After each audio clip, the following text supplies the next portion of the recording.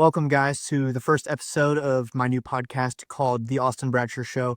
I'm your host, Austin Bradsher. Today, we're going to be talking about fascism, and we're going to be talking about Charlie Kirk, Donald Trump, the Trump administration, and we're going to be talking about Republicans and Democrats in general. And we're going to be covering why people would say at all that Charlie Kirk deserved to die. So welcome back. I want to jump straight into things. There's been a lot of outrage recently. And with Charlie Kirk's funeral happening today, September 21st, 2025, there's been a lot going on. There's been a lot of public disputes, a lot of people saying certain things. And I'm going to be talking about mainly free speech and fascism. When I bring up a lot of examples today, I'm mainly going to be talking about free speech. So, for example, the situation between the FCC and Jimmy Kimmel, the ways people are getting fired from their jobs for speaking out against Charlie Kirk. I'm going to be covering all of this. I'm going to be taking a look at things. Is this authoritarianism? Is this silencing? And is this against the First Amendment? First of all, I want to define what fascism really is. Fascism is a very hard subject to define. There's a lot of different ways people define fascism, and there's not one clear-cut answer just because it looks different. Every time it pops up in a society, in a country, it looks different almost every single time in little minor ways. And so it makes it different. But I want to talk about Mussolini, who is well known to have been a fascist and started major fascist movements in the early 1900s. And here's a quote straight from him. "Everything in the state, nothing outside the state, nothing against the state." So authoritarian is a one-party rule. Let's get that straight. So fascism is mainly a one-party rule. So when you look at our society, we have two parties. In fact, we have more than two parties, but we have two major parties. We have the Republicans and we have the Democrats. So there is no one-party rule here in America. But a fascist government also prioritizes the suppression of dissent, complete control over education, the merging between corporate and government powers, and the complete glorification of one single leader, almost in a messianic way. So what's an example of fascism that's easier to understand? Well, let's bring this down to an analogy. Imagine you're in high school and there's one student. He's the student body president and he's in control over everything. Any dissent gets punished. Any speech against him is controlled and silenced. All speech goes directly through him. That's fascism. So let's contrast that with America today, where there are multiple parties, protests are legal, media outlets criticize leaders daily, and elections still take place. The reason we can defend our country, and I can defend our country and say this is not a fascist country, is because we follow the First Amendment. We follow the Bill of Rights. So under the First Amendment, the government is not allowed to get involved with those who criticize them. It's unconstitutional. So let's look at Charlie Kirk, who everybody is blowing up all over the internet saying that he's a fascist, that he is out to get us, that he deserved to die because, oh, he's a fascist and he was so hateful. He hated all of us. First of all, everybody who's listening right now, you know who Charlie Kirk is. You've read the title, you've seen the thumbnail, you know who Charlie Kirk is, you know which side of politics he's on. So let me point out something. He goes to college campuses and he hosts Prove Me Wrong events. He hosts events like Campus Clash. Now, what do these events entail of? Well, first of all, he sets up a tent, he has a microphone, and he props up another microphone, and he has other people come up to the microphone to debate him. Prove me wrong. Now, how in any world does this sound like the suppression of free speech? If anything, he's promoting free speech. He's giving the opposite side of him a microphone. How much closer to free speech can we get than that? You can't get closer. You really can't. He hands the people that disagree with him a microphone, and he says, prove me wrong. I will change my mind. And you can't show me any clip of Charlie Kirk out there that is hateful. If anything, he's loving. He shines Christ through himself to people. Find me one single clip. I challenge anybody who's listening to this right now. If you can find a single clip of Charlie Kirk being hateful, I want you to give that to me. I want you to point me in that direction. Because every single time I've seen an argument for, oh, well, Charlie Kirk is hateful, it's completely taken out of context. Completely. Don't even get me started on the empathy clip. Don't even get me started. People will cut it out when really he's talking about a whole different thing, and they'll take it out of context and they'll say, whoa, whoa, whoa, look, he's hateful. He's hateful. Okay, and don't even get me started on the gun rights thing, okay? He was trying to prove a point, and that was also taken out of context.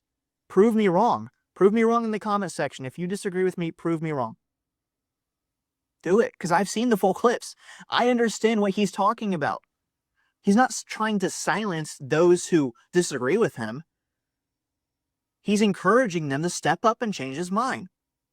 Every single time a student came up to the microphone and they disagreed with him, you won't find one single clip where he is hatefully attacking that person. You won't find a single clip. Yes, you'll find clips of him yelling. You'll find that one clip of him saying "chank," but that was the person's name. He was addressing somebody in the audience named Chank. He wasn't just being racist. And I've seen people online saying, oh, well, he's hateful because he doesn't support George Floyd. I don't want to get started on George Floyd and all of that stuff because I'm a new person in this space right now. But George Floyd, I'm sorry to tell you, was not the greatest person. It's on record that he was arrested for holding a pregnant woman at gunpoint. And I'm sorry that I'm getting so passionate about this. Don't misunderstand my tone as, oh, he's being hateful or he's being just too harsh. I just want to be honest. I have my own opinions about things, and I'm very passionate about this. The Charlie Kirk situation has made me very passionate about this, and I just want to speak out. I am a Christian. I am called to love the people that disagree with me. I want people to openly dialogue with me about their opinions on things, right? One of Charlie Kirk's biggest quotes is, once people stop talking, that's when violence starts. What makes America America is the fact that we're allowed to openly dialogue our different opinions. And if you're still convinced that he's against free speech, here's another quote. There's ugly speech, there's gross speech, there's evil speech, and all of it's protected by the First Amendment. End quote. So Charlie Kirk openly says, listen, there's hateful speech, there's gross speech, there's terrible speech that nobody should ever say. All of it is protected by the First Amendment. And somebody who disagrees with me might have the rebuttal of pointing me to the FCC's recent involvement in the firing of Jimmy Kimmel off of ABC. And I do want to get into that later. So I'm going to circle back. Trust me, we're going to go back to that later. I'm going to talk about my opinion on that because I do have an opinion. But let's move on. I think it's important to point out that a true fascist would never openly advocate for free speech. And in that quote I just mentioned, it's proving that Charlie Kirk is not for the suppression of free speech or even hateful speech at all. And so let's look at the Republican Party as a whole. The GOP constantly pushes for the decentralization of power, a smaller government, and more rights for states and individuals. Now, all of this is the opposite of what fascism is, which fascism's whole goal is to suppress and to unite and to move forward in one direction. In fact, calling Republicans fascists is like calling a referee biased because he enforces the rule book. A referee following rules is way different from a dictator enforcing rules as he goes. And I think that's very important to point out. And so, that being said, our president, Donald Trump, is often also called a fascist, and I want to go ahead and defend that as well. So just listen closely to the evidence that I have. In 2020, Trump did not attempt to cancel future elections. He did not attempt to outlaw other political parties. The 2020 election still happened. Courts still made independent rulings, and power transferred according to a constitutional process. His deregulation agenda cut back so much federal government power in so many different industries. Fascism seeks to expand control over industry, not release it. He supported free speech, openly criticizing big tech censorship, and even debated reforming Section 230, the law that shields online platforms from liability for user content. His position was that either platforms should allow free speech or lose their legal protections. This is once again very different from the fascist approach, which would push online platforms to push more propaganda out. Here's a quote by Trump where he openly defends the Second Amendment. He said, "I will always protect your Second Amendment rights. Fascists typically disarm their citizens to consolidate power. So let's look at the real authoritarian threat, which is cancel culture, which thankfully is starting to be a little bit more suppressed. You're seeing less and less canceling of people nowadays.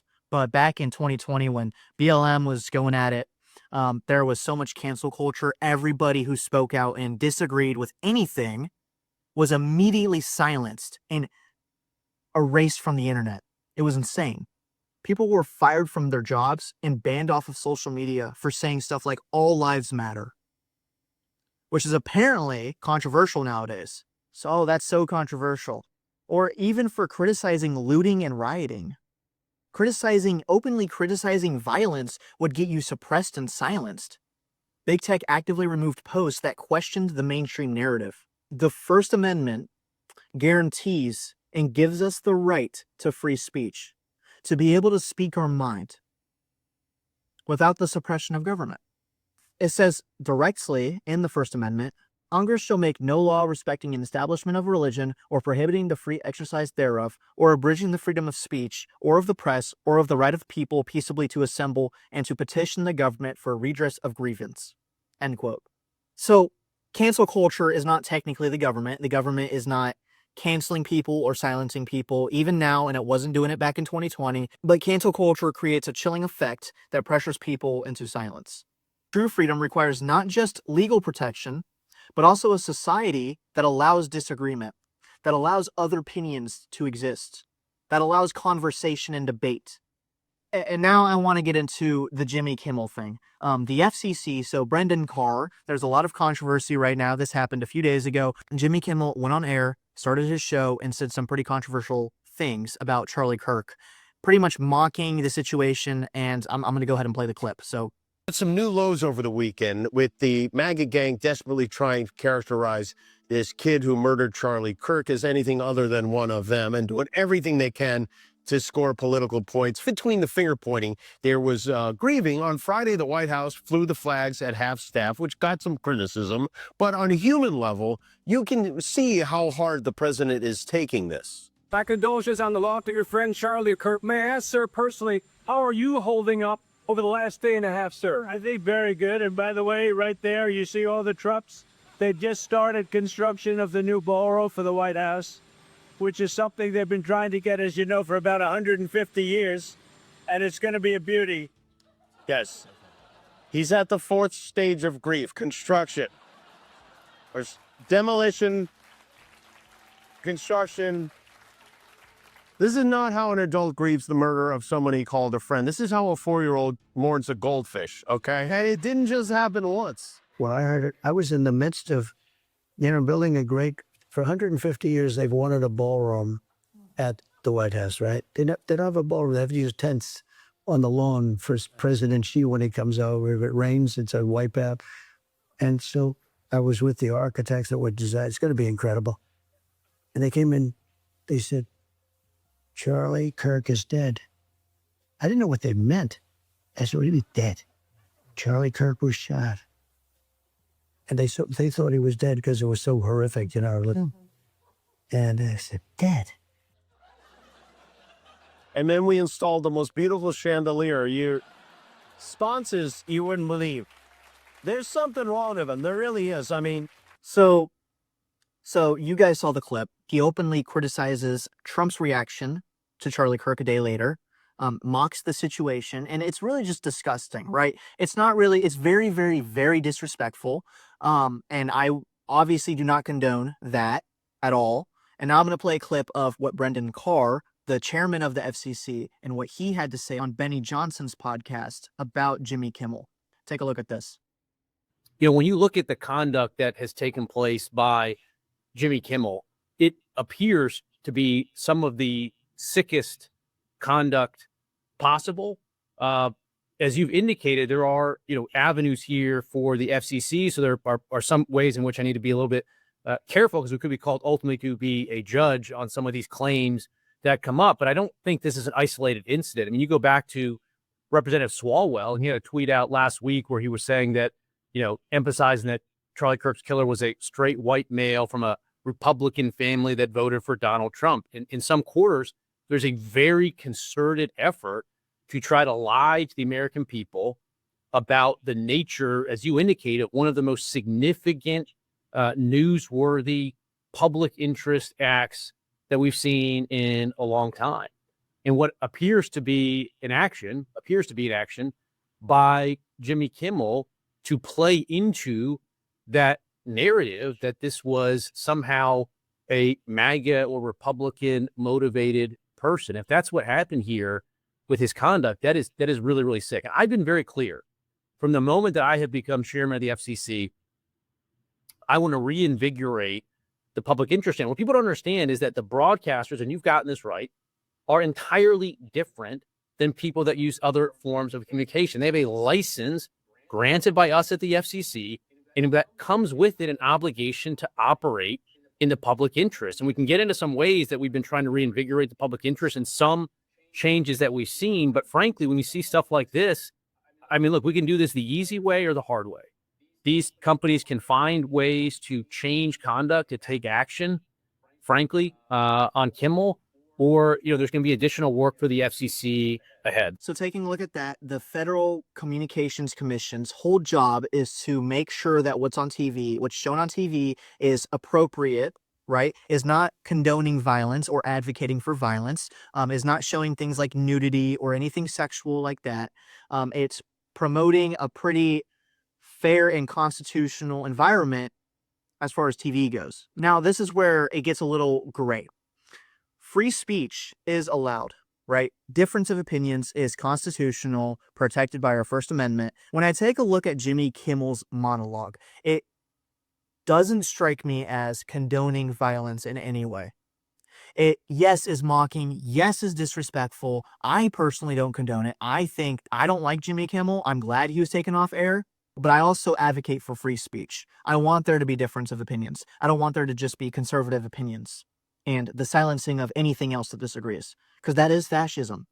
But I don't want that. Basically, what Brendan Carr is saying is that he basically threatened ABC with federal action. Re-listen to the end of that clip. He's basically saying, take Jimmy Kimmel off air or I'm going to look into federal action, which is unconstitutional. One, because Jimmy Kimmel, like I just said, is not condoning violence in any way. He's not saying to people, oh, well, like, yeah, I'm glad he killed Charlie Kirk. I'm glad, like, we need to keep doing that. Like, good job, guys. He's not condoning it. He's just making fun of the president of the United States. And it's so disrespectful, right? Like I said, I'm not defending Jimmy Kimmel. I'm just saying that I don't think he should have been silenced.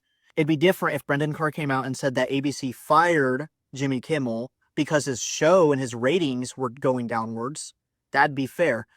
And he did say that. But at the same time, he also says, Jimmy Kimmel's comments are disgusting and all of this stuff. And I just think that, their federal action would have been taken had ABC not listened and gone ahead and taken him off air. And that's where I disagree.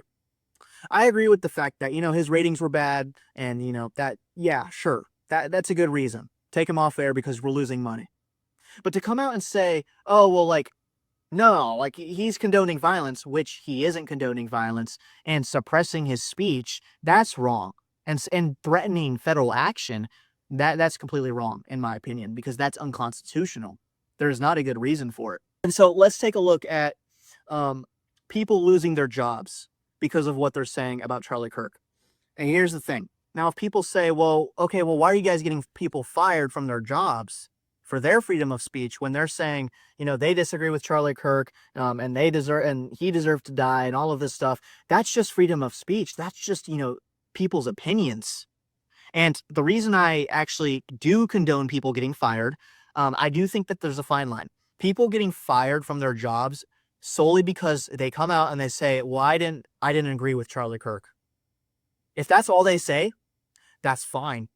But if you're coming out and you're saying, I didn't agree with his opinions, but he deserved to die, but good. Now that is actually the suppression of free speech. Those people who are saying he deserved it, one, that is so disgusting and evil. That's so disgusting and evil. People should not be condoning violence. People saying, he deserved to die for his freedom of speech, they're actually the ones suppressing free speech. Take a look at it. They're saying, Well, he disagreed with us, therefore he deserved to be silenced and dead, is basically what they're saying, which is absolutely insane. People that are saying that do deserve to be fired because your actions have consequences. Unlike Kimmel, you are advocating for violence. You are condoning violence. You're saying that he deserved it. You're saying that anybody who disagrees with it deserves it. In my opinion, that's more fascist than anything else in this situation, if anything. And listen, I'm not coming on here to point fingers. I'm not coming on here to demonize either party. You know, we're all corrupted humans. We're all sinful. We all make mistakes. We all do terrible things. All of us are on the same level. And that's why Jesus Christ had to come down onto the cross and die for all of us so that we could be redeemed. But because we live in a corrupted world, there is still difference of opinions.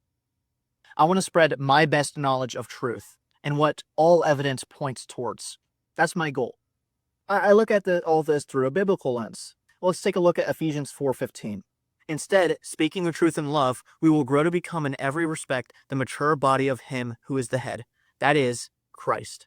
We as Christians, we are called to not deceive, to not lie, to speak truth, to point people to truth. And even people who aren't religious necessarily. Unless they're maybe a little narrow-minded, they're not necessarily going to be saying, oh, well, like, I want to deceive, I want to lie, I want to mix things up. I mean, there are people out there that say that. I can bet that, most people, they want to do the best work. They want to be a good human being. They're actively trying. They want to make the world a better place. And how do we make the world a better place? By spreading truth. And that truth is the gospel. The fact that Jesus died and rose from the dead. That's the truth. And the more we spread that, and the more we see the world through a biblical lens, and we see people who disagree with us as the same as us, broken, sinful, hurt, the more love there will be in the world. I got very passionate this episode, and I said in the beginning, don't misunderstand my passion for anger or hatred. I love the people who disagree with me. I openly love them. I pray for them. I thank God for them. As Christians, we should encourage open debate, open conversations, because what happens in this world matters. We should never encourage violence. We should be praying for people like Tyler Robinson. We really should. We should be praying for our enemies. Jesus says to pray for those who persecute you. Pray for them. And so, why do I thank God that Tyler Robinson is breathing? Why do I thank him? Why am I not saying, oh, well, like, yeah, he should be banished to hell. His soul should be condemned, banished to hell, and that we should, torture him and, torture him the most inhumane ways before he dies. Why am I not saying that as a Christian? And why do I believe that Christians shouldn't say that? We are all sinful human beings, right? Like I said, we're all on the same level at a base level. We're all corrupted in our own ways. Now, I'm not saying we're all exactly the same. Our actions prove otherwise. Some people might have the thought to kill somebody and don't act on it. Some people might have the thought to kill somebody and act on it. There's a difference there. Do you give in to the temptations of evil? Or do you not? That's where it comes down to. But on a base level, we are all tempted, all corrupted, all sinful, all divided from God. And so, Tyler Robinson, he made a mistake by killing Charlie Kirk. But guess what? God is using it. God is using that mistake. Think of all the people rising up right now across the globe, not just across this country, across the globe, who are saying that they're going to church for the first time. It's so amazing, so amazing. And I thank God, right? I thank God that he can use this suffering for good, that some good is coming out of it. Because what does God do? God sees the corrupted and he turns it upside down. He reverses it. And when he sent his son Jesus to die on the cross for you, he reversed everything. Where before there was no redemption, we now are redeemed and have the possibility of being saved if we believe in him. And so, because we're called to love our neighbor as ourselves, we should love those. We should pray that Tyler Robinson, before he dies, comes to know the Lord Jesus, because we do love him, because we as Christians should forgive him, right? We should understand. We should have sympathy for him. Maybe a righteous anger, but mainly sympathy. Acts 5:29 says, "We must obey God rather than men." This means that we should not fear man-made labels. Stay faithful to God's standards of justice and truth, which is perfect. Open your Bible. See what true love looks like. True peace looks like. It looks like Jesus. This country protects our rights. And while there are two different opinions that disagree on a lot, those rights overshadow all of it. And it is so hammered into this country, into the foundation of this country, that nobody can dig it out. Nobody can say, well, First Amendment's gone. We have laws established already in the foundation that can't be undone to protect us, to protect our freedoms. You live in the greatest country ever to exist. So be thankful. Thank God that you live in this country. Thank God. Truly, as followers of Christ, we are called to engage in truth, correct lies, point out deceit, defend justice, and still love those who accuse us. I thank you guys so much for your time, for listening to this. I'm so happy to have begun this new podcast. I feel like the Lord has called me to do this, and I will see you guys next time. Thank you for tuning in.